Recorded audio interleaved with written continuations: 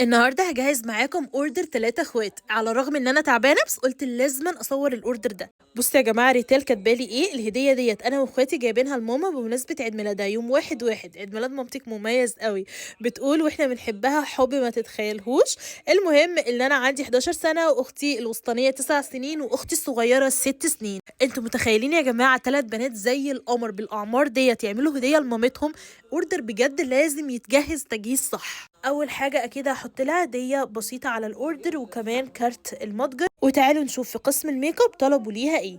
اول حاجه طلبوا ليها البرايمر بتاع روزبيري، طلبوا كمان ليها البلاشر الستيك، وكمان ماسكارا جلام الدبل، وكمان الدايناميك ايلاينر بتاع مايت سينما. وقسم البوكسات طلبوا البوكس بتاع ذا بادي شوب اللي نازل فيه 6 سبلاش بسعر 250 جنيه بس، وكمان بوكس تندر. وكمان اخدوا بادي سبلاش للتشيز كيك. واخدوا كمان مجموعة العناية بالقدم المتكاملة، مجموعة بتكون عبارة عن املاح الباديكير وكمان جل كعب الغزال وكمان بادي كريم الفانيلا وكمان اداة الباديكير معانا جوه العرض، وكمان الشراب السيليكون. واخدوا كمان كرات السكر بالتشيز كيك وبني الشعر الستان وبادي سبلاش ستيتش وبادي سبلاش فروزن.